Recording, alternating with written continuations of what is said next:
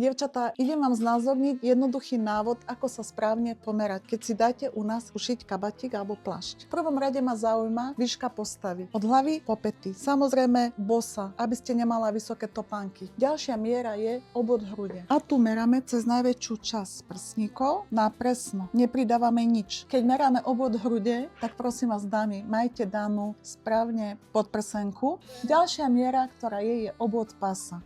A to meráme, kde máte pupok, ukáž, kde máš pupok, takže tu odmeráme obvod pása na presno, nič nepridávame. Ďalšia miera je obvod bokov. Tu meráme cez najväčšiu časť, kde je vypuklý zadok a opäť na presno, nič nepridávame. Nožky treba mať spolu. Ďalšia miera je šírka pleca. Keď chceme zistiť správnu šírku pleca, keby mi odmerala túto mieru, tak je to veľmi, veľmi zlá miera, lebo kabát má odtiaľ toto pleca alebo sako. Takže my je oblečieme sako a to budem chcieť dámy aj od vás, keď si budete merať šírku pleca, aby ste buď odmerali si svoj kabát alebo sako. A toto je tá presná miera šírky pleca.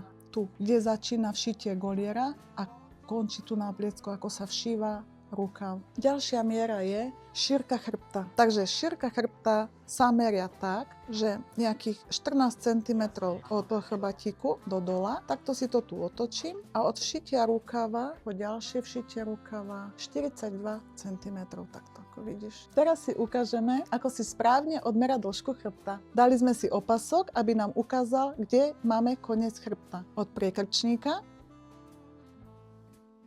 po opasok. A to je správne odmeranie dĺžky chrbta. Takže ešte na Simonke odmeráme dĺžku rukava, troška pokrč ručičku. Tak.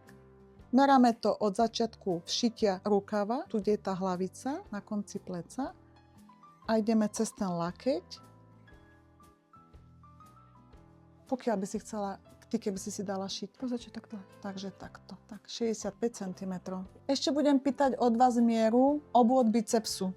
A tu si odmeráme takto. Takže to je ten sval, biceps. Presná miera, nic si nepridávajte. Dievčatá, keď si dávate šiť kabatík a chceme dĺžku vedieť, ako sa merá, môžete mať rôznu dĺžku, môžete mať potiaľ kabát, potiaľ, ale merá sa, čo je dôležité, od priekrčníka, kde je všitý golier a takto pomaličky si prichytávam do dola a keď ho chcete dlhý, tak potiaľ. Alebo keď chcete pozadok, tak potiaľ. Vy si sama určite dĺžku kabatíka, ako chcete. Len dôležité je to merať od priekrčníka nadol. Vždy vám to musí niekto odmerať. Vy sama si to nedokážete odmerať. Ak ste spokojná s nejakým kabátom, čo máte doma, tak samozrejme takto si odmeráte ten hotový kabatík do dola. A už si len pridáte 5 cm, 10 cm, presne takú dĺžku, o ktorej snívate na tom našom výrobku.